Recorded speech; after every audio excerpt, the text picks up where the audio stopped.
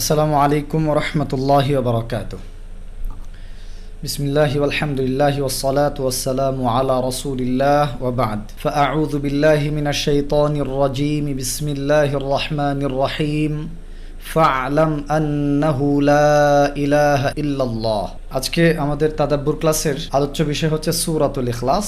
আমরা সূরাতুল ইখলাসের তিলাওয়াহ এবং সংক্ষিপ্ত তাফসীর আজকের ক্লাসে কভার করব ইনশাআল্লাহ, এবং ক্লাসের শেষে আপনাদের তিলাওয়াত শোনা হবে ইনশাআল্লাহ তাআলা। শুরুতেই আমি সূরাতুল ইখলাসের তিলাওয়াত দিয়ে শুরু করছি। আমি আপনাদের সামনে সূরাতুল ইখলাস তিলাওয়াত করব এবং সূরাতুল ইখলাসের প্রসিদ্ধ কিছু ভুল নিয়ে আমি আলোচনা করব এবং এরপরে আমরা সংক্ষিপ্ত ব্যাখ্যা নিয়ে অগ্রসর হব ইনশাআল্লাহ। শুরুতেই আমরা তিলাওয়াত দিয়ে শুরু করব। প্রথমে আমি তিলাওয়াত করছি একবার, এরপরে আপনাদেরকে ভুলগুলো আমি দেখাই দিচ্ছি। أعوذ بالله من الشيطان الرجيم.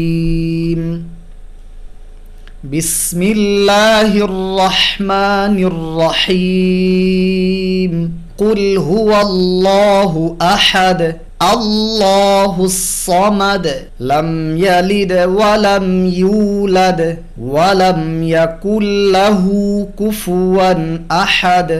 আমরা এবার ভেঙে ভেঙে দেখব যে সূরাতুল ইখলাসে আমাদের সাধারণত কি কি ধরনের ভুল হয়ে থাকে।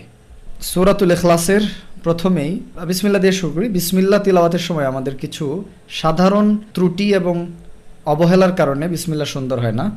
বিসমিল্লাহর খুব সাধারণ একটা ত্রুটি হচ্ছে বা হরফের পরে যে সিন হরফটা আমরা দেখতে পাচ্ছি, এই সিন হরফে খুব ভালোভাবে আওয়াজটা স্পষ্ট না করা। সিন হরফের কয়েকটা বৈশিষ্ট্য আছে, তার মধ্যে একটা হচ্ছে সফির, অর্থাৎ এর আওয়াজ অত্যন্ত চিকন তীক্ষ্ণ হবে, একদম চড়ুই পাখির চিকন আওয়াজের মতো, আস আস এই আওয়াজটা। দ্বিতীয়ত এই হরফের আরেকটি সিফাত হলো এতে প্রচুর বাতাসের প্রবাহ বিদ্যমান থাকবে, অর্থাৎ আমি যখন এই হরফটা উচ্চারণ করব তখন আস মুখের সামনে প্রচুর বাতাসের প্রবাহ আমরা হাত দিয়ে ধরলে অনুভব করব। একই সাথে আমরা এটা বোঝার জন্য, অর্থাৎ এই সিফাতটাকে বলা হয় হামস, এটা বোঝার জন্য গলায় হাত দিয়ে ধরে দেখতে পারি এই হরফটা উচ্চারণের সময় গলায় ভোকাল কর্ডসে কোনো ধরনের কম্পন অনুভব করব না, কারণ ভোকাল কর্ডস ওপেন থাকে, ভোকাল কর্ডসের যে তারগুলো সেগুলো ওপেন থাকে এবং ওপেন থাকার কারণে বাতাসটা স্বাচ্ছন্দ্যে বের হয়ে আসে, তাই গলায় কোনো কম্পন অনুভূত হবে না। তো এরকম বিস। আরেকটা সিফাত হলো রাখাওয়া। রাখাওয়া মানে হলো আওয়াজটা স্বাচ্ছন্দ্যে চলতে পারা।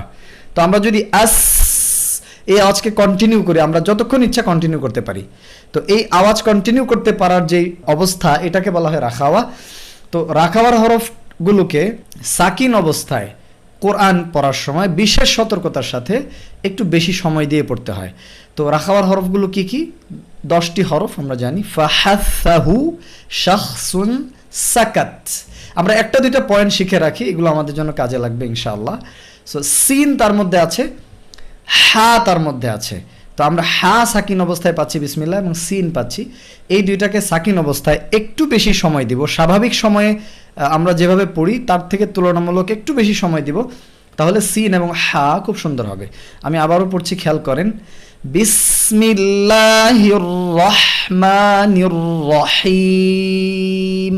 খুব তাড়াহুড়া করে বিসমিল্লাহ এটা না পড়ে বিসমিল্লাহির রহমানির রহিম। তো হা এর উচ্চারণের দিকে আমরা খুব মনোযোগ দিব। র এর ব্যাপারে আরেকটু বলি। র মুশাদ্দাদা, তাসদিদওয়ালা রতে যখন জবর হয়ে যাবে অথবা পেশ হবে তখন এটাকে ভারী করে পড়তে হয়, সম্পূর্ণটা ভারী। অনেকেই আগের হরফে অর্থাৎ আল্লাহ শব্দের শেষে জের থাকার কারণে এটা ধরার সময় যেহেতু জের থেকে গিয়ে সাকিন হরফ ধরছেন, অনেকেই পাতলা করেন, অর্ধেক পাতলা করেন, অর্ধেক মোটা করেন, এরকম হির রহ করেন। এটা করা যাবে না, আমরা সম্পূর্ণ রটাকে মোটা করে পড়ব। বিসমিল্লাহির হির, হ্যাঁ, শুরু থেকে আমি ভারী করে ধরলাম। হির রহমানির, এই দেখেন জের থেকে আমরা র সাকিনে গেলাম, তারপরে আমরা রকে মোটা করলাম, কারণ তাসদিদওয়ালা রতে যে হারাকা আছে, হারাকা বিবেচনায় তাতে মোটা পাতলা হবে। আগে জের জবর পেশ কি আছে দেখার দরকার নেই, হারাকাটা তাসদিদের সাথে কি আছে এটা দেখব। সো তাসদিদের সাথে যেহেতু ফাতহা আছে, র মোটা। নির র, নির র এটা ভুল।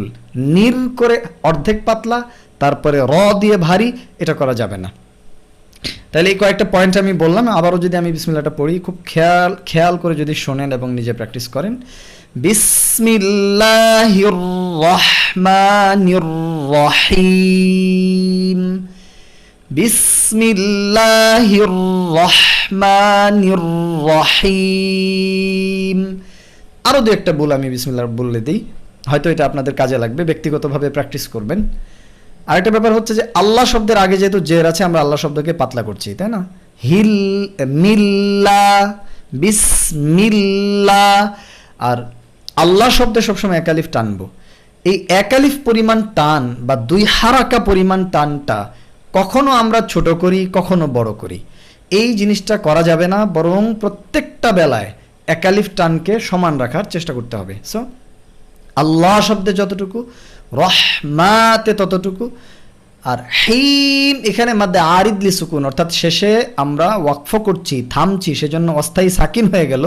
তার আগে যেহেতু মাদ আছে, তো এটাকে আমরা এক আলিফ, দুই আলিফ, তিন আলিফ, তিন রকম টানতে পারি, সেটা ডিফারেন্ট ইস্যু। তবে যতটুকু এক আলিফ সবগুলো সমান। তো এইভাবে পড়া যাবে না, বিসমিল্লাহির, এই যে বেশি টেনে ফেললাম, রহমানির এখানে কম টানলাম, এটা করা যাবে না। তো সবগুলোকে সমানভাবে টানবো। আরেকটা বিষয় বলে দিই বিসমিল্লাতে, সেটা হলো রহিম বলার সময় অনেকেরই এ ধরনের নাকের আওয়াজ চলে আসে। হ্যাঁ, আমি যদি একটু ক্যামেরা অন করে আপনাদের দেখাই, একটু খেয়াল করেন। তো এই বিসমিল্লাহ পড়ার সময় নাকের আওয়াজ আসাটা অত্যন্ত মানে এটা একেবারে কমন একটা মিস্টেক বলতে পারেন, যে প্রায়ই হয়ে থাকে আমাদের এটা। হ্যাঁ, সো নাক যেন না আসে। রহমানির রহিম যখন বলছি, হি বলার সময় হি টোটাল নাকের আওয়াজ বন্ধ, শুধু মুখের আওয়াজ থাকবে, নাকের আওয়াজ বন্ধ।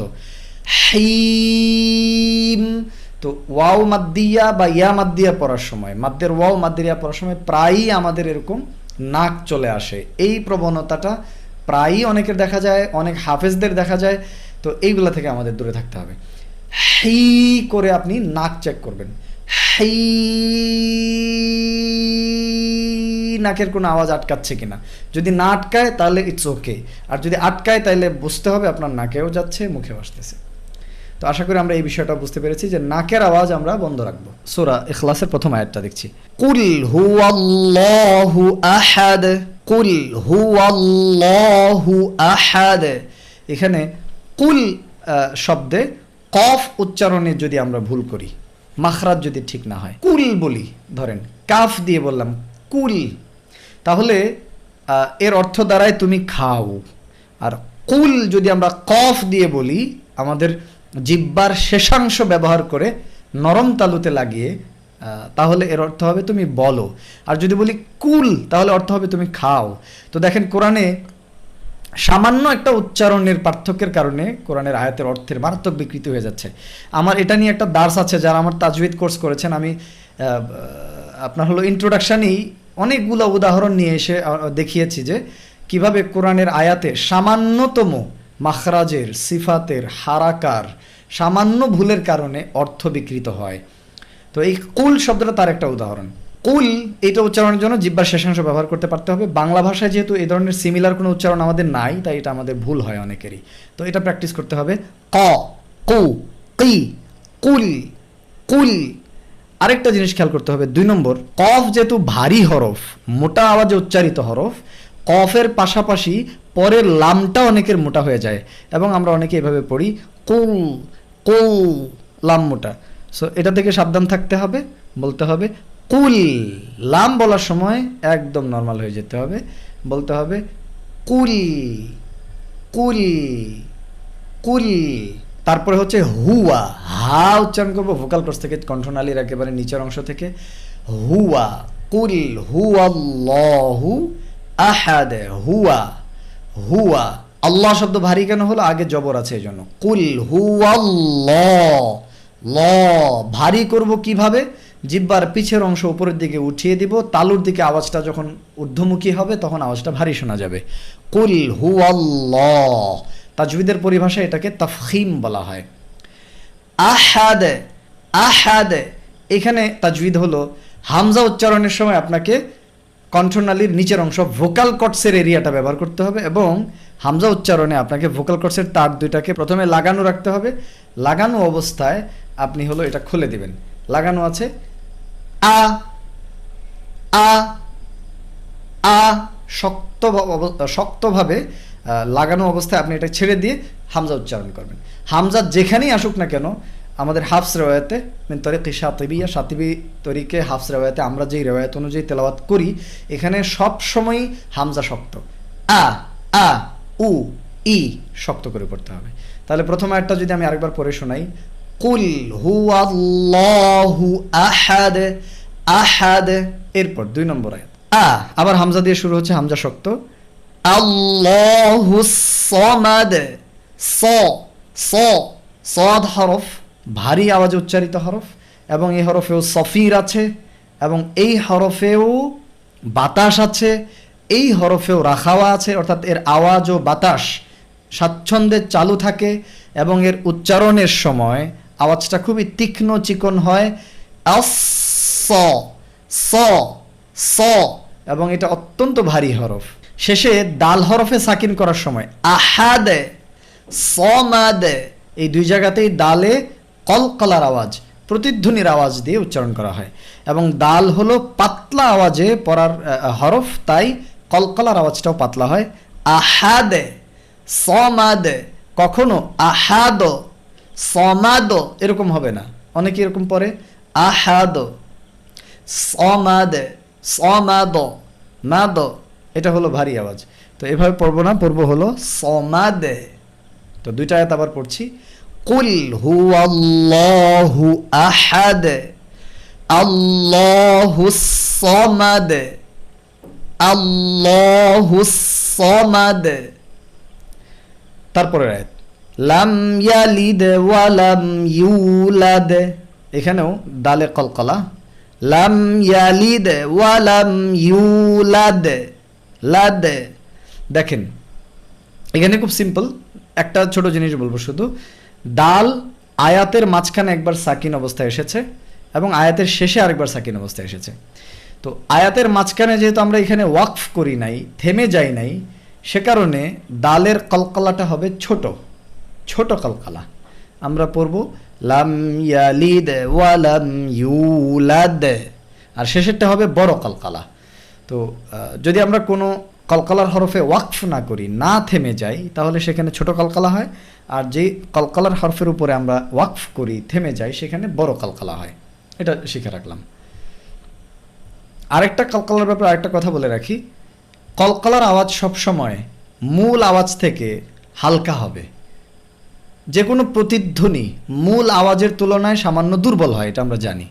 আমি যদি একটা ওয়ালের মধ্যে বল ছুঁড়ে মারি, বলটা ছুঁড়ে মারার সময় প্রথমবার লাগার সময় যে আওয়াজটা হবে, পরে যে আওয়াজটা রিটার্ন আসে প্রতিধ্বনি হিসেবে, সেই আওয়াজটা কিন্তু প্রথম আওয়াজের মতো শক্তিশালী হয় না, ততটা স্ট্রং হয় না, খুবই দুর্বল হয়।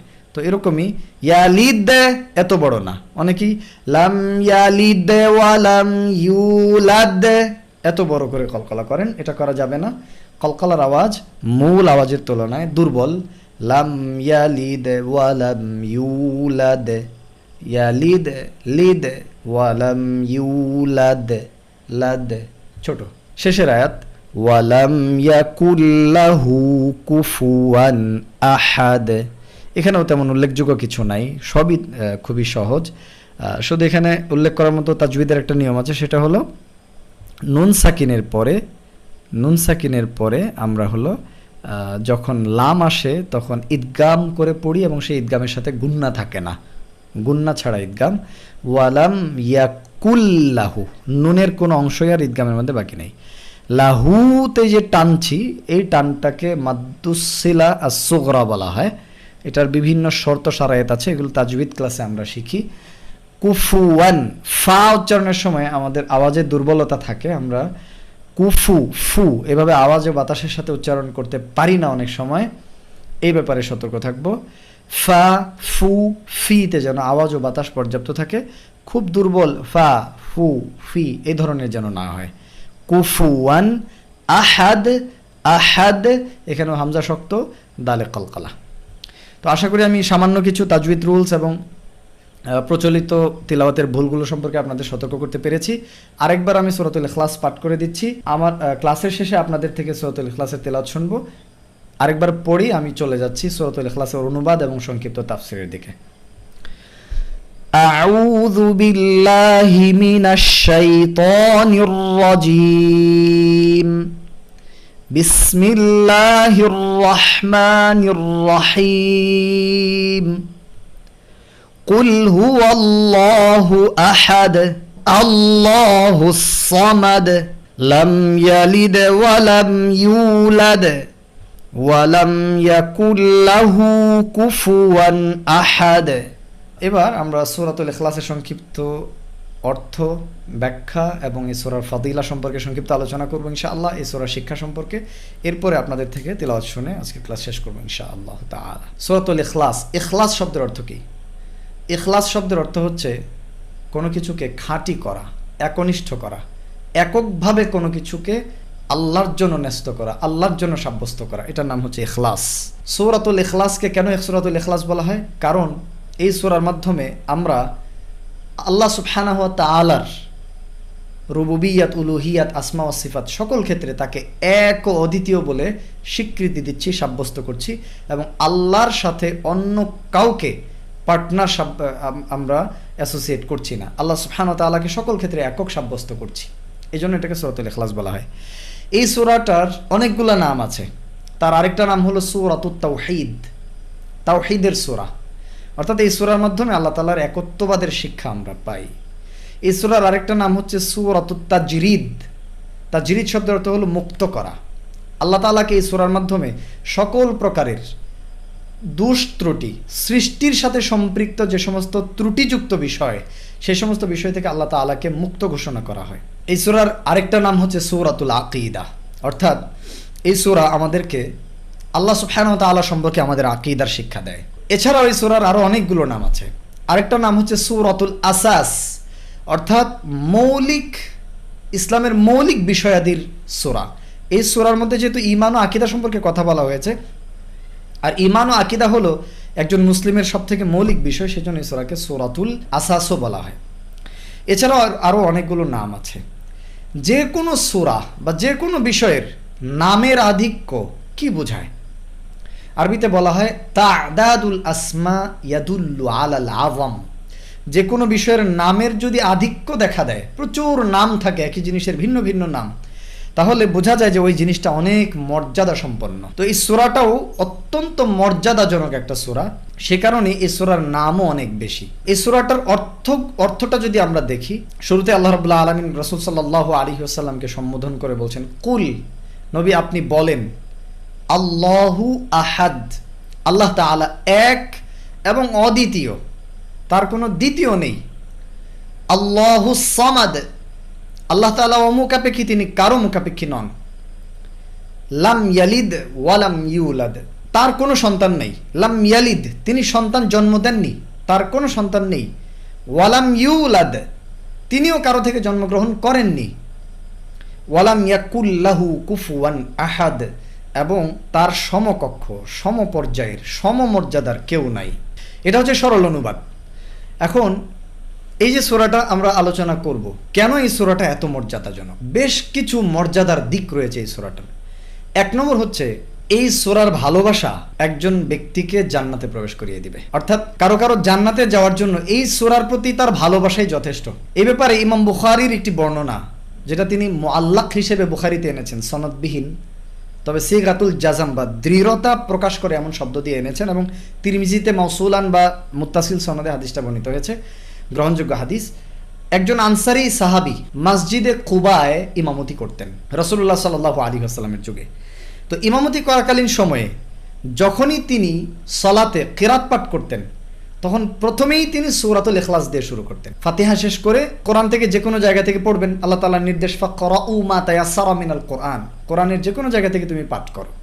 তো তিনি প্রথমে সূরাতুল ইখলাস পাঠ করতেন, এরপরে তার ইচ্ছা মতো অন্য কোনো সূরা সেখানে তিনি অ্যাড করতেন। এইভাবে প্রত্যেক রাকাতে সূরা ইখলাস পড়তেনই, এরপরে অন্য সূরা। তার সাথী সঙ্গীরা এবং মুসল্লিরা তাকে ধরে বলল, ব্যাপার কি, আপনি সবসময় সূরাতুল ইখলাস পাঠ করেন কেন? আচ্ছা, যখন আপনি সূরাতুল ইখলাস পড়েনি, তাহলে সূরা ইখলাসকে কি আপনি যথেষ্ট মনে করেন না যে এই সূরা শেষ করে আবার আপনি আরেকটা সূরা পড়েন? অথবা আপনি সূরা ইখলাস বাদ দিয়ে দেন, বাদ দিয়ে অন্য সূরাই পড়েন। কেন শুধু শুধু সূরা ইখলাসই পড়তে হবে সবসময়, তারপরে অন্য সূরা? এই কথা বলার পরে তিনি তার সাথী সঙ্গীদেরকে বলেন, ইন আহবাবতুম আন আউম্মাকুম বিযালিকা ফাআলতু ওয়া ইন কারিহতুম তারাকতুকুম। বলছে যে আমি যেভাবে সালাত আদায় করি, আমি যেভাবে সূরা ইখলাস পড়ি, আমি এভাবে পড়তে থাকবো। যদি তোমরা পছন্দ করো যে আমি তোমাদের ইমামতি করি, তাহলে আমি করব। আর যদি চাও যে আমি তোমাদের ইমামতি না করি, তাহলে আমি করব না, তাহলে আমি তোমাদের ইমামতি ছেড়ে দিতে রাজি আছি, কিন্তু আমি এই নিয়ম পরিবর্তন করবো না, আমি সূরা ইখলাস পড়বই। এখন সাহাবীরা ওই সমাজের মানুষেরা আবার চাচ্ছিল না যে এই লোকটা ইমামতি ছেড়ে দেখ। কারণ হচ্ছে এই সাহাবী তাদের মধ্যে সবথেকে ভালো লোক ছিল, তারা চায় না যে সে ছাড়া অন্য কেউ ইমামতি করুক। তো ঘটনাক্রমে তার রাসূল সাল্লাল্লাহু আলাইহি ওয়াসাল্লাম তাদের কাছে আসলেন। আল্লাহ রাসূল সাল্লাল্লাহু আলাইহি ওয়াসাল্লামকে তারা বিষয়টা জানালেন। জানানোর পরে আল্লাহ রাসূল সাল্লাল্লাহু আলাইহি ওয়াসাল্লাম লোকটাকে ডেকে বললেন, ইয়া ফুলান মা ইয়ামনাউকা আন তাফআলা মা ইয়ামুরুকা বিহি আসহাবুক। তোমার সাথী সঙ্গীরা তোমাকে যা বলছে এটা করো না কেন? সূরা ইখলাস পড়া বাদ দিয়ে দাও না কেন? অথবা শুধু সূরা ইখলাসই পড়ো না কেন, অন্য সূরা বাদ দাও না কেন? এবং আল্লাহ রাসূল সাল্লাল্লাহু আলাইহি ওয়াসাল্লাম জিজ্ঞেস করছেন যে মা ইয়াহমিলুকা আলা লুজুমি হাদিহি সূরাতি ফি কুল্লি রাকা। সব রাকাতে সূরা ইখলাস ধরে রাখো, ঘটনা কি? সব রাকাতে সূরা ইখলাস পড়ো, কি কারণ তোমার? তখন ওই সাহাবী বলছেন, ইন্নী উহিব্বুহা ইয়া রাসূলুল্লাহ, আমি এই সূরাটা ভালোবাসি, আমি সূরা ইখলাস পড়তে পছন্দ করি, আর কোনো কারণ নেই, আমার এই সূরাটা ভালো লাগে, আমি এই সূরাটা ভালোবাসি। আল্লাহ রাসূল সাল্লাল্লাহু আলাইহি ওয়াসাল্লাম তখন বলছেন, হুব্বুকা ইয়াহা আদখালাকাল জান্নাহ। এই সূরাটা ভালোবাসাই তোমাকে জান্নাতে নিয়ে যাবে। সুবহানাল্লাহি ওয়া বিহামদিহি। শুধুমাত্র সূরাতুল ইখলাসের প্রতি ভালোবাসাই তোমাকে জান্নাতে নিয়ে যাবে, এটা আল্লাহ নবী সাল্লাল্লাহু আলাইহি ওয়াসাল্লাম একজন সাহাবীকে স্পষ্ট করে বলছেন। শুধু তাই না, সূরাতুল ইখলাসের মাধ্যমে আল্লাহ তাআলার ভালোবাসা পাওয়া যায়, আল্লাহ তাআলার প্রিয় হওয়া যায়। এই ব্যাপারে আরেকটা হাদিস রাসূল বুখারী এবং মুসলিমে রয়েছে। এই হাদিস রাসূল সাল্লাল্লাহু আলাইহি ওয়াসাল্লাম একজন সাহাবীকে একটা অভিযানে পাঠালেন, যুদ্ধাভিযানে। ওই সাহাবী অভিযানের যেহেতু লিডার, নেতা, সে তার সাথী সঙ্গীদের নিয়ে যখন সালাত আদায় করে, সে শুধু সূরাতুল ইখলাস তিলাওয়াত করে। সূরা ফাতিহা শেষ করেই সূরা ইখলাস, সূরা ফাতিহা শেষ করেই সূরা ইখলাস, অন্য কোনো সূরা পড়ে না। তো যখন সবাই সেখান থেকে ফিরে আসলো, এসে তারা রাসূল সাল্লাল্লাহু আলাইহি ওয়াসাল্লামের কাছে এসে জিজ্ঞেস করলো, ইয়া রাসূলুল্লাহ, সে তো এরকম কাজ করে। তখন আল্লাহ রাসূল সাল্লাল্লাহু আলাইহি ওয়াসাল্লাম তাদেরকে বললেন যে সালুহু লিআই শাইইন আসনাউ যালিক, তোমরা গিয়ে জিজ্ঞেস করো তো কেন সে এরকম করে, সব রাকাতে কেন সূরাতুল ইখলাস তিলাওয়াত করে, গিয়ে জিজ্ঞেস করো তো। তারা গিয়ে আল্লাহ রাসূল সাল্লাল্লাহু আলাইহি ওয়াসাল্লামের কথা মতো ওই সাহাবীকে জিজ্ঞেস করলেন, কি কারণে আপনি সব সময় সূরাতুল ইখলাস তিলাওয়াত করেন? ওই সাহাবী উত্তর দিলেন, ইন্নাহা সিফাতুর রহমান লিআন্নাহা সিফাতুর রহমান, এটা আমার দয়াময় রব আল্লাহ সুবহানাহু ওয়া তাআলার সিফাত ও বৈশিষ্ট্য বলে বর্ণনা করে। আর ওয়া আনা উহিব্বু আন আকরা বিহা, আর আমি আমার দয়াময় আল্লাহর সিফাত ও বৈশিষ্ট্য তিলাওয়াত করতে পছন্দ করি, ভালোবাসি। তখন রাসূল সাল্লাল্লাহু আলাইহি ওয়াসাল্লাম ওই সাহাবীদেরকে বললেন, আখবিরুহু আন্নাল্লাহা ইউহিব্বুহু, তোমরা তাকে গিয়ে বলে দাও আল্লাহ তাআলাও তাকে ভালোবাসে। সুবহানাল্লাহি ওয়া বিহামদিহি। তাহলে সূরাতুল ইখলাসের প্রতি ভালোবাসার কারণে সূরাতুল ইখলাসে আল্লাহ সুবহানাহু ওয়া তাআলার বৈশিষ্ট্যগুলো যে আলোচনা করা হয়েছে, এটা বুঝে বুঝে যদি আপনি তিলাওয়াত করেন, এই ভালোবাসাটার কারণে আল্লাহ তাআলা আপনাকে ভালোবাসবেন। তৃতীয় কারণ সূরাতুল ইখলাসের এত মর্যাদার, রাসূল সাল্লাল্লাহু আলাইহি ওয়াসাল্লাম নিজে এই সূরা প্রচন্ড ভালোবাসতেন। কেমন ভালোবাসতেন? তিনি ভিতরের সালাতের সব সময় সূরাতুল ইখলাস তিলাওয়াত করতেন। রাসূল সাল্লাল্লাহু আলাইহি ওয়াসাল্লাম সাব্বিহ ইসমা রাব্বিকাল আলা পড়তেন, সূরাতুল কাফিরুন পড়তেন এবং সূরা ইখলাস পড়তেন। এভাবে করে তিনি 3 রাকাত ভিতর আদায় করতেন। ফজরের সুন্নাতে তিনি সূরাতুল ইখলাস তেলাওয়াত করতেন। তাওয়াফের সালাতে তাওয়াফ শেষ করে সালাতে তিনি সূরাতুল ইখলাস তেলাওয়াত করতেন। তিনি মাগরিবের সুন্নাতেও সূরাতুল ইখলাস তেলাওয়াত করতেন। সালাতুল ইস্তিখারাতেও তিনি সূরাতুল কাফিরুন এবং সূরাতুল ইখলাস তেলাওয়াত করতেন।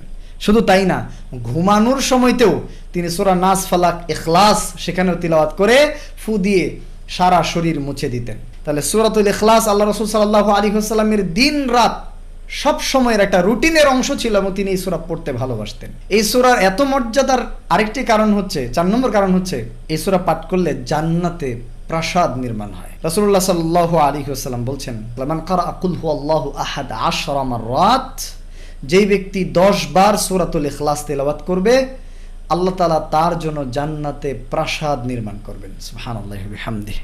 বানাল্লাহু লাহু কাসরান ফিল জান্নাহ অন্য বর্ণনায় আছে বাইতান ফিল জান্নাহ, জান্নাতে বাড়ি বানিয়ে দিবেন আল্লাহ তাআলা। আর এই বর্ণনায় পাওয়া যাচ্ছে যে তিনি তাকে জান্নাতে প্রাসাদ বানিয়ে দিবেন, প্যালেস বানিয়ে দিবেন।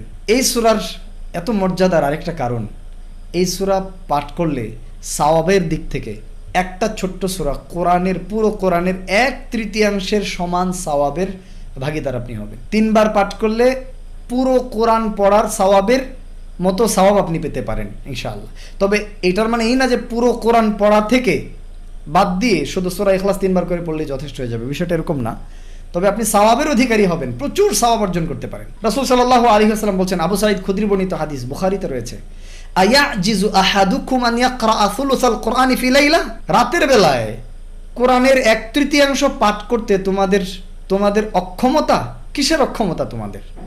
তোমরা কি অক্ষম হয়ে গেলে কোরআনের 1/3 পাঠ করতে প্রতি রাতে? ফাশাক্কা যালিকা আলাইহিম, বিষয়টা তাদের কাছে কঠিন হয়ে গেল, সাহাবাদের কাছে, যে পুরো কোরআনের 1/3 প্রতি রাতেই পড়া, 3 দিনে খতম করা টাইপের, এটা বিশাল কঠিন কাজ। তারা বলল, আইয়ুনা ইউতিকু যালিকা ইয়া রাসূলুল্লাহ, আমাদের কে এমন আছে যে এটা করতে পারবে, প্রতিদিনই কোরআনের 1/3 তিলাওয়াত করবে, এটা কিভাবে সম্ভব? ফাকাল, তখন রাসূল সাল্লাল্লাহু আলাইহি ওয়াসাল্লাম বলছেন, আল্লাহুল ওয়াহিদুস সামাদ সুলুসুল কোরআন, অর্থাৎ কুল হু আল্লাহু আহাদ আল্লাহুস সামাদ, এই সূরা যদি কেউ তিলাওয়াত করে এটা কোরআনের 1/3 সমান। সুবহানাল্লাহি ওয়া বিহামদিহি। 6 নম্বর কারণ এই সূরার মর্যাদার ও ফজিলতের, এই সূরা জান্নাত ওয়াজিব করে দেয়। মুসনাদ আহমদের একটা হাদিস, আবু হুরায়রা রাদিয়াল্লাহু আনহু থেকে বর্ণিত, তিনি এক ব্যক্তিকে শুনেছেন যে সে কুল হু আল্লাহু আহাদ পাঠ করছে, তখন ফাকাল, তিনি বলছেন ওয়াজাবাত, রাসূল সাল্লাল্লাহু আলাইহি ওয়াসাল্লাম বলছেন ওয়াজাবাত, ওয়াজিব হয়ে গেল, আবশ্যক হয়ে গেল। ফাকালু ইয়া রাসূলুল্লাহ মা ওয়াজাবাত, সাহাবারা জিজ্ঞেস করছেন যে আল্লাহর রাসূল কি ওয়াজিব হয়ে গেল? তখন আল্লাহ রাসূল সাল্লাল্লাহু আলাইহি ওয়াসাল্লাম বলছেন ওয়াজাবাত লাহুল জান্নাহ, যে ব্যক্তি সূরাতুল ইখলাস পাঠ করলো তার জন্য জান্নাতটাই ওয়াজিব হয়ে গেল। সুবহানাল্লাহি ওয়া বিহামদিহি। তো আমার মনে হয় যে 6টা পয়েন্ট বলেছি, আপনাদের বোঝার কথা যে সূরাতুল ইখলাস আমাদের জীবনের কত বড় অংশ হওয়ার কথা। সূরাতুল ইখলাস কত মর্যাদা সম্পন্ন একটি সূরা। এই সূরা কেন এত মর্যাদা সম্পন্ন? দেখেন, এই সূরার মধ্যে যে আল্লাহ সুবহানাহু ওয়া তাআলা তার নিজের পরিচয় রেখে দিয়েছেন, একটু লক্ষ্য করলেই বুঝবেন। এই সূরার শানে নুজুল কি, কেন, কখন, কিভাবে, কোন প্রেক্ষাপটে এই সূরাটা নাজিল হয়েছে। এই সূরা নাজিল হওয়ার প্রেক্ষাপট নিয়ে ওলামাদের মধ্যে 3টি মত আছে, 3টি কথা আছে। তার মধ্যে নির্ভরযোগ্য কথা হচ্ছে, মক্কার কুরাইশরা রাসূল সাল্লাল্লাহু আলাইহি ওয়াসাল্লামের কাছে একজন ব্যক্তিকে দূত হিসেবে পাঠালো, তার নাম ছিল আমির ইবনে তুফাইল। তিনি প্রথমে গিয়ে রাসূল সাল্লাল্লাহু আলাইহি ওয়াসাল্লামকে বললেন, হে মুহাম্মদ সাল্লাল্লাহু আলাইহি ওয়াসাল্লাম, ইন্নাকা ফাররাকতা জামাআতানা ওয়া সাবাবতা আলিহাতানা, তুমি আমাদের দলটাকে ভেঙে চুরে চুরমার করে দিয়েছো, আমাদের সমাজে তুমি বিভক্তি সৃষ্টি করেছো, পিতা পুত্রের সাথে বিভক্তি সৃষ্টি করেছো, ভাই ভাইয়ের সাথে বিভক্তি সৃষ্টি করেছো, তুমি আমাদের উপাস্যদের, আমাদের মাবুদদেরকে তুমি গালি দিয়েছো। তো এইসব করার কারণ কি মুহাম্মদ?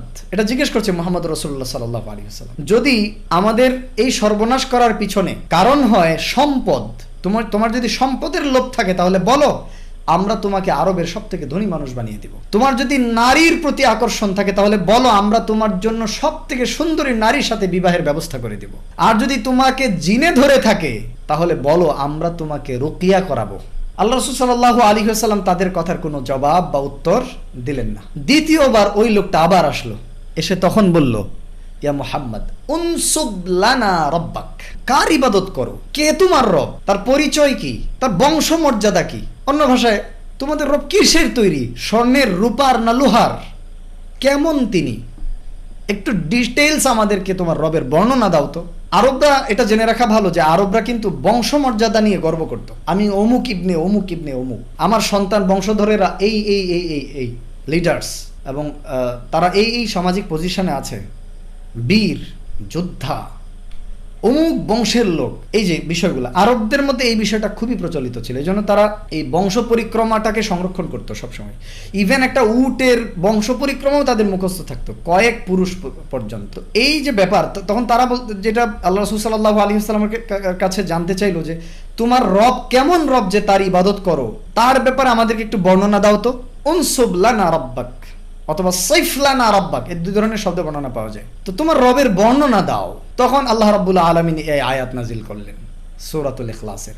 কুল, মুহাম্মদুর রাসূলুল্লাহকে জিজ্ঞেস, আল্লাহ তাআলা বলছেন যে তুমি বলে দাও, তারা তো জিজ্ঞেস করছে আল্লাহর বংশ পরিচয় কি, বলে দাও। আল্লাহু আহাদ, আল্লাহ তাআলা এক, অদ্বিতীয়, তার মতন আর কেউ নাই, তার সমকক্ষ আর কেউ নাই, তার কোনো পিতা নাই, মাতা নাই, স্ত্রী নাই, সন্তান নাই, পুত্র নাই, ভাই নাই, বোন নাই, এগুলো নাই। এগুলো মানবিক ব্যাপার, আল্লাহ তাআলা এগুলো থেকে মুক্ত, এগুলার ঊর্ধ্বে। এই সূরার মাধ্যমে তখন মুশরিকদেরকে জবাব দেওয়া হয়েছে। আপনি দেখবেন কোরআনে কুল দিয়ে আসলে আল্লাহ তাআলা কোথাও প্রায় সব জায়গাতেই কোনো না কোনো প্রশ্নের উত্তর দিচ্ছেন, উত্তর দিতে নবী সাল্লাল্লাহু আলাইহি ওয়াসাল্লামকে শিখিয়ে দিচ্ছেন। আচ্ছা, কুল দিয়ে 5টা সূরা শুরু হয়েছে, সূরাতুল জিন, সূরাতুল কাফিরুন, সূরাতুল ফালাক, সূরাতুন নাস এবং সূরাতুল ইখলাস। এই 5টা সূরা শুরু হয়েছে কুল শব্দ দিয়ে। এছাড়া কোরআনে বিভিন্ন জায়গায় প্রশ্নের উত্তরে কুল বলা হয়েছে। ইয়াসআলুনাকা আনিল মাহিদ, ঋতু সম্পর্কে তারা আপনাকে জিজ্ঞেস করবে। কুল হিয়া আযা, আপনি বলে দেন এটা কষ্টদায়ক বিষয়, কাদা ও কাদা বলেছেন। ইয়াসআলুনাকা মাযা ইউনফিকুন, তারা আপনাকে জিজ্ঞেস করবে তারা কি খরচ করবে। কুল, বলেন এটা এটা এটা উত্তর। ইয়াসআলুনাকা আনিল আহিল্লাহ, তারা আপনাকে নতুন চাঁদ সম্পর্কে জিজ্ঞেস করবে। কুল হিয়া মাওয়াকিতুল লিন্নাস, বলেন যে এটা মানুষের জন্য সময় নির্ধারক। এভাবে ইয়াসআলুনাকা দিয়ে অনেক প্রশ্ন, সব প্রশ্নের জবাবে কুল দিয়ে আল্লাহ রাব্বুল আলামিন উত্তর দিয়েছেন। একটা জায়গায় আবার কুল বলেন নাই, সেটা হলো ওয়া ইযা সাআলাকা ইবাদি আন্নী ফাইন্নী করিব। এখানে কুল বলেন নাই, বলছেন আমার বান্দারা যখন আমার সম্পর্কে তোমাকে জিজ্ঞেস করবে, কুল বলেন নাই, ডাইরেক্ট অ্যান্সার দিয়েছেন ফাইন্নী করিব, আমি বান্দার নিকটেই আছি। উজিবু দাওয়াতাদ দাঈ ইযা দাআন, যখনই বান্দা আমাকে ডাকে আমি তার ডাকে সাড়া দিই। তো এখানে আসলে আল্লাহ সুবহানাহু ওয়া তাআলা নিজের মধ্যে আর তার বান্দার মধ্যে কোনো মাধ্যম রাখতে চান নাই, এই জন্যই কুল শব্দটাই ব্যবহার করেননি। এছাড়া আল্লাহ তাআলা যে কোনো প্রশ্নের উত্তরে রাসূল সাল্লাল্লাহু আলাইহি ওয়াসাল্লামকে কুল শব্দ দিয়েই তাকে উত্তর করতে বলেছেন। এইখানে কোন প্রশ্নের জবাব দিতে কুল বললেন? এই সেই প্রশ্ন যে মুশরিকরা আল্লাহ তাআলা সম্পর্কে প্রশ্ন করছে, আল্লাহ তাআলার কি বাবা আছে নাকি, আল্লাহ তাআলার কি সন্তান আছে নাকি, আল্লাহ তাআলা তার কোনো স্পাউস আছে নাকি, ইত্যাদি ইত্যাদি। আল্লাহ তাআলা কিসের তৈরি, তার বর্ণনা কি, এর উত্তরেই এই বর্ণনা রাসূল সাল্লাল্লাহু আলাইহি ওয়াসাল্লামকে দিতে বলেছেন। এবং এটা আল্লাহ তাআলার পরিচয়, এটা আল্লাহ সুবহানাহু ওয়া তাআলার ডেফিনিশন বলতে পারেন আপনি। এবং এটা এমন ডেফিনিশন, এই ডেফিনিশন দিয়ে যে কোনো বিধর্মীদের, অমুসলিমদের, ভ্রান্ত আকীদার মানুষদের, উপাস্যদেরকে আপনি যদি যাচাই করেন, আপনি দেখবেন যে তারা পদে পদে ফেল করবে, সব জায়গায় ফেল করবে। আপনি এগুলো মিলাইলেই দেখবেন যে সব জায়গায় তারা ফেল। আমরা যদি একটু বোঝার চেষ্টা করি শুরু থেকে, কুল হুয়াল্লাহু আহাদ, এখানে আল্লাহ তাআলার পরিচয় দেওয়া হচ্ছে তিনি আহাদ। এই আহাদুন শব্দের মানে হচ্ছে এক, অদ্বিতীয়। আর পরের শব্দে বলা হচ্ছে আল্লাহুস সামাদ, আল্লাহ তাআলা অমুখাপেক্ষী। তার এই দুইটা হচ্ছে আল্লাহুস সামাদ, এটা অ্যাফার্মেটিভ সেন্টেন্স। কুল হুয়াল্লাহু আহাদ, এটাও অ্যাফার্মেটিভ সেন্টেন্স। এখানে আল্লাহ সুবহানাহু ওয়া তাআলা আসলে সংবাদ দিচ্ছেন পজিটিভ, অর্থাৎ তিনি তার জন্য গুণ, যে অর্থাৎ তার জাত এবং গুণ সাব্যস্ত করছেন যে আল্লাহ এমন এক সত্তা যার কোনো দ্বিতীয় নাই, তিনি একাই। একই সাথে আল্লাহ তাআলার বৈশিষ্ট্য বর্ণনা করছেন, তিনি সামাদ, তিনি অমুখাপেক্ষী, এটা তার জন্য সাব্যস্ত করো। এই দুইটা হলো অ্যাফার্মেটিভ। এরপরে হলো নেগেটিভ, এরপরে তিনি নাকচ করছেন, লাম ইয়ালিদ, তিনি জন্ম দেননি, ওয়ালাম ইউলাদ, তাকে জন্ম দেওয়া হয়নি, ওয়ালাম ইয়াকুল্লাহু কুফুয়ান আহাদ, নেগেটিভ সেন্টেন্স, তার কোনো সমকক্ষ বলতে কেউ নাই। এইখান থেকে একটা জিনিস বুঝতে পারবেন, এই সূরাতুল ইখলাসটা হলো কালিমার ব্যাখ্যা। লা ইলাহা ইল্লাল্লাহ, আল্লাহর একত্ববাদের স্বীকৃতি, আল্লাহ ছাড়া কোনো সত্যিকারের মাবুদ নাই। এই কালিমার বা তাওহীদের রুকনগুলো, মানে খুঁটিগুলো, পিলারগুলো আসলে দুইটা মৌলিক পিলারের উপরে দাঁড়ানো। এই দুইটা পিলার বাদ দিলে আপনি তাওহীদ ও কালিমার রুকন খুঁজে পাবেন না। এই দুইটা মৌলিক পিলারের একটা হলো ইসবাত, আর একটা হলো নাফি। ইসবাত হলো অ্যাফার্মেটিভ, অর্থাৎ আল্লাহ তাআলা তার নিজের জন্য এবং নবী তার জন্য আর আল্লাহর জন্য যে সমস্ত নাম ও গুণাবলী সাব্যস্ত করেছেন সেগুলোকে সাব্যস্ত করা। আর 2 নম্বর রুকন হচ্ছে নাফি, অর্থাৎ আল্লাহ তাআলাকে ওই সমস্ত ত্রুটি থেকে মুক্ত ঘোষণা করা যেগুলো তিনি এগুলো থেকে নিজেকে মুক্ত ঘোষণা করেছেন, যেগুলো থেকে তিনি মুক্ত। লা ইলাহা ইল্লাল্লাহর মধ্যে কি করছি আমরা? লা ইলাহা মানে কোনো ধরনের উপাস্য ইলাহ মাবুদ নাই। তাহলে প্রথমে আমরা না দিয়ে নাকচ করছি, আল্লাহ তাআলা থেকে সব কিছুকে দূরে সরিয়ে দিচ্ছি, গায়রুল্লাহকে অস্বীকার করছি। আল্লাহ ছাড়া যা কিছুর ইবাদত উপাসনা করা হয়, সেটা গাছ হোক, বৃক্ষ হোক, সেটা চন্দ্র সূর্য হোক, সেটা আগুন অগ্নি হোক, সেটা মূর্তি হোক, যাই হোক না কেন, জিন হোক, এই কবর হোক, এই সব কিছুর উপাসনা পাওয়ার যে অধিকার, এটাকে আমরা নাকচ করে দিচ্ছি। প্রথমেই নাফি, না, এটা একটা রুকন। আরেকটা হলো ইল্লাল্লাহ, আল্লাহ ছাড়া, অর্থাৎ আল্লাহ সুবহানাহু ওয়া তাআলার ইবাদত করা যাবে। বোঝা যাচ্ছে যে আল্লাহ সুবহানাহু ওয়া তাআলার ইবাদত করা যাবে, করতে হবে, এটাকে সাব্যস্ত করা হচ্ছে। আর আল্লাহ ছাড়া গায়রুল্লাহ বলতে যা কিছু আছে সব কিছুকে নাকচ করা হচ্ছে, বাতিল করা হচ্ছে। এই হলো দুইটা রুকন। আপনি সূরাতুল ইখলাসের মধ্যে ওই দুইটা পাবেন। 1 নম্বর আয়াতে আল্লাহ রাব্বুল আলামিন আহাদ, একক, অদ্বিতীয়, অ্যাফার্মেটিভ। 2 নম্বর, তিনি অমুখাপেক্ষী, তিনি কারো মুখাপেক্ষী নন, অ্যাফার্মেটিভ, সাব্যস্ত করছি আল্লাহর জন্য। এর পরের আয়াতগুলোতে দেখেন আল্লাহ সুবহানাহু ওয়া তাআলা থেকে তিনি কারো সন্তান হওয়া, তার কারো কেউ সন্তান হওয়া, অথবা তিনি কারো সমকক্ষ হওয়া, এই জিনিসগুলোকে না করা হচ্ছে। এই হচ্ছে কালিমার ব্যাখ্যা সূরাতুল ইখলাস। আশা করি আপনারা বিষয়টা বুঝতে পারছেন। এবার আহাদ শব্দটা দিয়ে কি বোঝায়, এটা আপনাদেরকে একটু বোঝানোর চেষ্টা করছি। আহাদুন মানে এক, আবার ওয়াহিদুন মানেও এক, কিন্তু আহাদুন আর ওয়াহিদুন কখনোই এক না। আল্লাহর ক্ষেত্রেই দুইটা শব্দ যদি আমরা ব্যবহার করি, আল্লাহু আহাদ এবং আল্লাহু ওয়াহিদ, পার্থক্যটা বুঝতে হবে। আহাদ মানে হলো, আহাদ কিন্তু গণনার নাম্বার না, আল্লাহ সুবহানাহু ওয়া তাআলা একদম একক। আহাদ মানে হচ্ছে এটা এমন একক যার কোনো দ্বিতীয় নাই। এটা এমন না যে আমি গণনা শুরু করলাম এক, তারপরে ইসনান বা 2 আছে। আহাদ শব্দের কোনো ইসনান বা 2 নাই, এবং আহাদ শব্দের আগে কোনো কিছু নেই, সিফর বা শূন্য বলতে কিছু নেই। আহাদ, আহাদি, এটা এক মানে এক, এর আগেও কিছু নেই, পরেও কিছু নেই। সুতরাং আল্লাহ তাআলার শানে আহাদ শব্দটা দিয়ে বোঝানো হচ্ছে যে আল্লাহ তাআলার যে জাত ও সত্তা, এটা একটাই, এখানে দ্বিতীয় কোনো কিছুকে সাব্যস্ত করার সুযোগ নেই। আর ওয়াহিদ যদি বলা হয়, তাহলে আল্লাহ সুবহানাহু ওয়া তাআলার ওয়াহিদও কিভাবে? ওয়াহিদ হলো ওয়াহিদুন ফিস সিফাত, গুণাবলীর ক্ষেত্রে তিনি একক। কেমন একক? গুণাবলীর ক্ষেত্রে দেখেন, আল্লাহ তাআলা শোনেন, মানুষও শোনে, কিন্তু আল্লাহ তাআলার শোনা আর মানুষের শোনার মধ্যে অনেক পার্থক্য আছে। মানুষের শ্রবণ সীমিত, সে একটা থাকে না যে কেমন যেন আমি শুনেছি, আমি এক্স্যাক্টলি শিওর না, 20 থেকে 20,000 বার প্রতি সেকেন্ডে কম্পন যদি হয় বাতাসে, সেই আওয়াজটা যে কোনোভাবে যদি এই কম্পন তৈরি করা হয়, সেই কম্পন থেকে উৎপাদিত যে উৎপন্ন আওয়াজ, সেই আওয়াজ মানুষ শুনতে পারে। কিন্তু 20-এর নিচে বা 20,000-এর উপরে যেই কিলোহার্টজের যে আওয়াজ, এটা মানুষের শ্রবণ শক্তির বাইরে। তো এই যেমন মানুষের শ্রবণ শক্তি সীমাবদ্ধ, তারপরে আমরা ফিজিক্যালি আমরা একটা জায়গায় আছি, ওখানে আমাদের শ্রবণের একটা সীমাবদ্ধতা আছে, আমরা একটা নির্দিষ্ট জায়গা পর্যন্ত শুনবো, এর পরের আর কোনো আওয়াজ আমরা শুনতে পারবো না। দেখাটাও আমাদের সীমিত, সীমাবদ্ধ, আমাদের দেখার দৃষ্টির একটা সীমারেখা আছে। আল্লাহ সুবহানাহু ওয়া তাআলা সব জায়গায় দেখেন, সব কিছু দেখেন, তো আল্লাহ দেখার আমাদের দেখা এক নয়।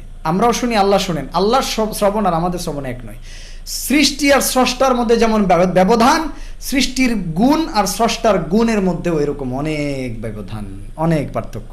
এই জন্য আল্লাহ রাব্বুল আলামিন বলছেন, লাইসা কামিসলিহি শাই ওয়া হুয়াস সামিউল বাসীর, আল্লাহ তাআলার মতো কেউ নাই, সমান কেউ নাই, তবে তিনি শোনেন এবং দেখেন। এইভাবে আহাদ আর ওয়াহিদের পার্থক্যটা আপনারা বুঝলেন।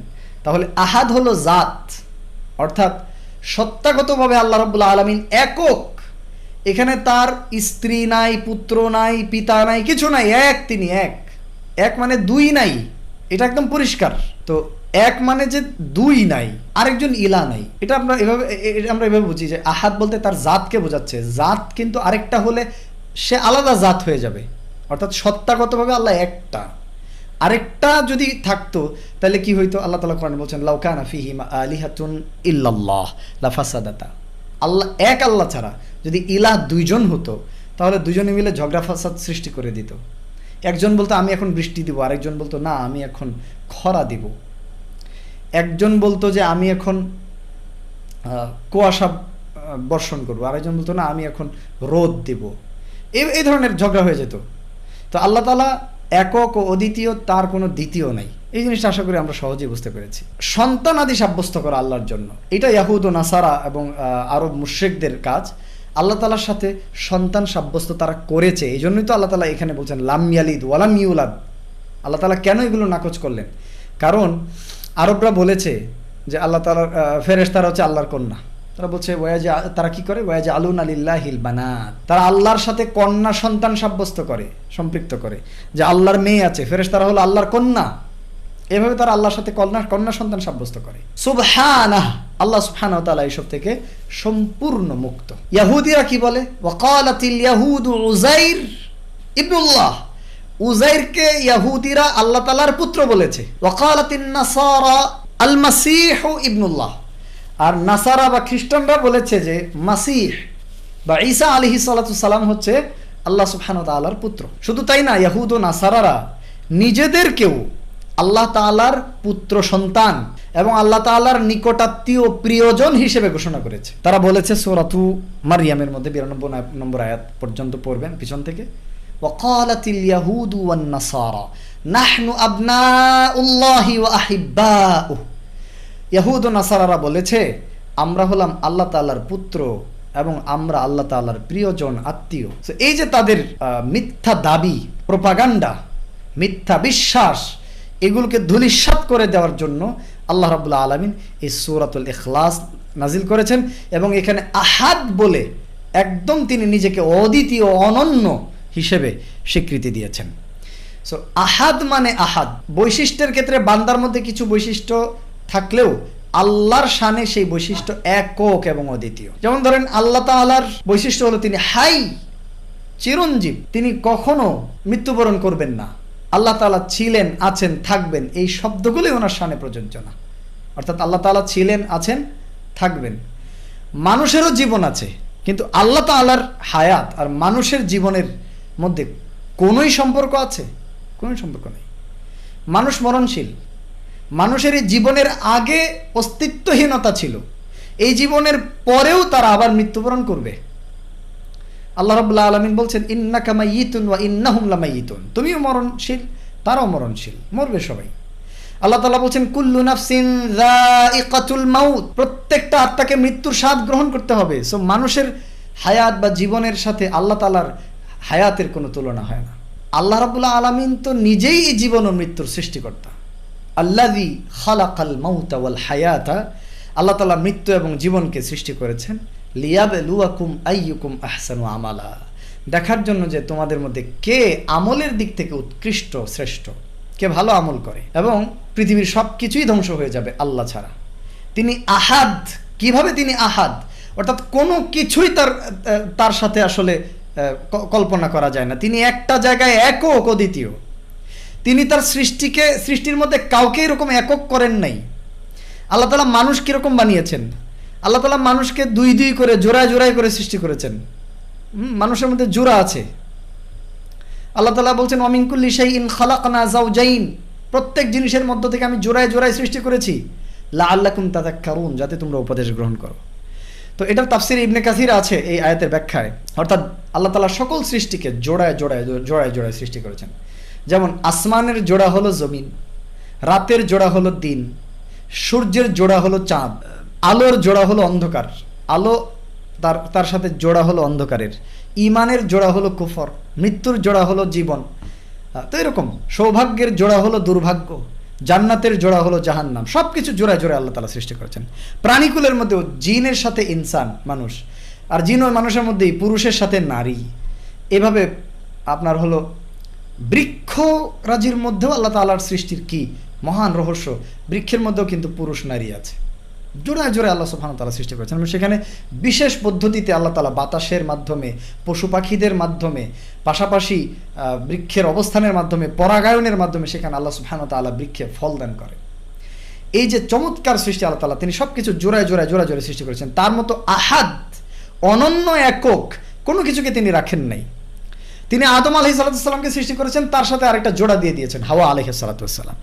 এরপরে আদম ও হাওয়ার সমন্বয়ে আল্লাহ রাব্বুল আলামিন ওয়াবাসসা মিনহুমা রিজালান কাসীরান ওয়া নিসাআ, আদম ও হাওয়ার মাধ্যমে আল্লাহ রাব্বুল আলামিন অসংখ্য নারী পুরুষ সেখান থেকে বিস্তার ঘটিয়েছেন। কোনো কিছু আল্লাহ সুবহানাহু ওয়া তাআলা একক সৃষ্টি করেন নাই, তিনি একাই শুধু একক, আর কোনো কিছু একক না। এই আহাদুন শব্দের ব্যাখ্যা করলেই, আপনার পুরো পৃথিবীর জিনিসকে একত্র করলেও আপনি কোথাও আল্লাহ সুবহানাহু ওয়া তাআলার আহাদুন শব্দের যে মহাত্ম, মর্মার্থ, এটা আপনি অবাকই হবেন, শুধু অবাকই হবেন। দেখেন আল্লাহ তাআলা তার মালাইকা সৃষ্টি করেছেন, ফেরেশতা। ফেরেশতা কি একক? না, আনওয়াউম মিনাল মালাইকা, আল্লাহ তাআলা বিভিন্ন ধরনের ফেরেশতা সৃষ্টি করেছেন। এখন সূরাতুল ফাতিরের শুরুতে আল্লাহ তাআলা বলছেন আলহামদুলিল্লাহি, আল্লাহ তাআলার প্রশংসা, সকল প্রশংসা আল্লাহর, ফাতিরিস সামাওয়াতি ওয়াল আরদ, যিনি আকাশ ও জমিনের সৃষ্টিকর্তা, জাইলিল মালাইকাতি রুসুলা, যিনি ফেরেশতাদেরকে করেছেন দূত, উলি আজনিহাতিম মাসনা ওয়া সুলাসা ওয়া রুবাআ, 2 2 3 3 4 4 করে তাদের ডানা রয়েছে। ইয়াজিদু ফিল খালকি মা ইয়াশা, তারা আল্লাহ তাআলা সৃষ্টির মধ্যে এদের সংখ্যা তার ইচ্ছা মতো বৃদ্ধি করে দিয়েছেন, অসংখ্য ফেরেশতা। বাইতুল মামুর আকাশে আল্লাহর ফেরেশতারা সালাত আদায় করে, 70,000 ফেরেশতা প্রবেশ করে, 2 রাকাত সালাত আদায় করে বের হয়ে যায়, আরেক দল প্রবেশ করে 2 রাকাত পরে বের হয়ে যায়। এভাবে কিয়ামত পর্যন্ত চলতে থাকবে। কখনো একদল ফেরেশতার 2 বার সালাত আদায় করার পালা আসবে না। ফেরেশতাদের সংখ্যা এখান থেকে অনুমান করে নেন। তাহলে একক সৃষ্টি বলতে কিছু নাই, পৃথিবীতে কোনো কিছু আপনি কল্পনা করতে পারবেন না যেটা একক, এক। সব কিছুর মধ্যে আল্লাহ তাআলা বহু সংখ্যক সৃষ্টি করেছেন, বিভিন্ন প্রকার নাও সৃষ্টি করেছেন, বিভিন্ন শ্রেণী সৃষ্টি করেছেন। তিনি নিজেই শুধুমাত্র একা, আর এজন্যই সব কিছুই ধ্বংসশীল শুধু আল্লাহ সুবহানাহু ওয়া তাআলা ছাড়া। তিনি বলেছেন কুল্লু মান আলাইহা ফান, পৃথিবীর উপরে যা কিছু আছে সব কিছু ধ্বংস হয়ে যাবে। ওয়ায়াবকা ওয়াজহু রাব্বিকা যুল জালালি ওয়াল ইকরাম, তোমার রবই শুধুমাত্র বাকি থাকবে না, সব শেষ হয়ে যাবে। আশা করি এই আহাদুন শব্দের ব্যাখ্যা আমরা খুব ভালোভাবে বুঝতে পেরেছি। তো যাই হোক, আহাদ শব্দের ব্যাখ্যা হলো সামাদ মানে অমুখাপেক্ষী, এটা আমরা বুঝেছি যে আল্লাহ সুবহানাহু ওয়া তাআলা কারো মুখাপেক্ষী না, আমরা আল্লাহর মুখাপেক্ষী। আল্লাহ সুবহানাহু ওয়া তাআলার আমাদের ইবাদতের কোনো প্রয়োজন নেই, আমাদের প্রয়োজন আল্লাহর ইবাদত করার। আল্লাহ তাআলার আমাদের আনুগত্যের কোনো প্রয়োজন নেই, আমাদের প্রয়োজন আল্লাহ তাআলার আনুগত্য করে তাকে খুশি করার। সকল ক্ষেত্রে আল্লাহ সুবহানাহু ওয়া তাআলা কারো মুখাপেক্ষী নন, আমরাই আল্লাহ সুবহানাহু ওয়া তাআলার মুখাপেক্ষী। তিনি কারো সন্তান নন, তিনি সন্তান জন্ম দেন নাই এবং কারো থেকে তিনি জন্মগ্রহণ করেনও নাই। এই যে বিষয়গুলো আল্লাহ সুবহানাহু ওয়া তাআলা আশা করি আমাদেরকে বুঝবার তৌফিক দান করেন। এটা আমি যদি দীর্ঘ করতে যাই সূরাতুল ইখলাসের ব্যাখ্যা আরও অনেক দীর্ঘ হয়ে যাবে। যতটুকু আলোচনা করলাম আশা করি এখান থেকে আমাদের ঈমানের কিছু হলো চর্চা হয়েছে এবং আমাদের ঈমান মজবুত হওয়ার পেছনে আশা করি সূরার এই সংক্ষিপ্ত ব্যাখ্যা কিছু হলে ভূমিকা রাখবে ইনশাআল্লাহ। আমরা ধারাবাহিকভাবে সামনে সালাতে পঠিত ছোট সূরাগুলোর প্র্যাকটিস, তেলাওয়া, তাদাব্বুর ক্লাসগুলো ইনশাআল্লাহ চলতে থাকবে। আল্লাহ সুবহানাহু ওয়া তাআলা আমাদেরকে তৌফিক দান করেন। পর্যায়ক্রমে আরও অন্যান্য প্রোগ্রাম ধারাবাহিকভাবে চালানোর চেষ্টা আছে। আল্লাহ তাআলা আমাদের সবাইকে তৌফিক দান করেন। এই পর্যায়ে আমি চাচ্ছি ভাইদের মধ্যে যদি কেউ থাকেন তারা হাত তুলবেন, সূরাতুল ইখলাসের তিলাওয়াত আপনাদের থেকে শুনবো। ভাইদের মধ্যে কারো যদি তেলাওয়াত শোনানোর সুযোগ থাকে হাত তুলবেন। ফওয়াজ আব্দুল্লাহ হাত তুলেছে। আসসালামু আলাইকুম। ওয়ালাইকুম আসসালাম ওয়া রাহমাতুল্লাহি ওয়া বারাকাতুহু। কেমন আছো ফওয়াজ আব্দুল্লাহ? আলহামদুলিল্লাহ ভালো। মাশাআল্লাহু আলাইক, বারাকাল্লাহু ফিক। হ্যাঁ, তুমি তিলাওয়াত করবে? হ্যাঁ করব। ওকে, ভেরি গুড, বারাকাল্লাহু ফিক, ওয়াফাকাকাল্লাহ। জি, শুরু করো। আউযু বিল্লাহি মিনাশ শাইতানির রাজীম। বিসমিল্লাহির রাহমানির রাহিম। কুল হুয়াল্লাহু আহাদ। মাশাআল্লাহ। একটু থামো। আল্লাহ শব্দটাকে আরো স্পষ্ট এবং ভারী করার চেষ্টা করো, এরকম কুল হুয়াল্লাহু আহাদ। আবার ট্রাই করো, পড়ো। ঠিক আছে, ফওয়াজ আব্দুল্লাহ ডিসকানেক্ট হয়ে গেছে। এস কে ফরহাদ নামে যে আইডিটা জয়েন করেছেন, একটু আপনি কি ছেলে? জি জি উস্তাদ, আসসালামু আলাইকুম ওয়া রাহমাতুল্লাহ। ওয়ালাইকুম আসসালাম ওয়া রাহমাতুল্লাহি ওয়া বারাকাতুহু। জি তাফাদ্দাল, পড়েন। আমি শোনাতে যাচ্ছি। হ্যাঁ শোনান প্লিজ, সূরাতুল ইখলাস শোনান। আউযু বিল্লাহি মিনাশ শাইতানির রাজীম। বিসমিল্লাহির রাহমানির রহিম।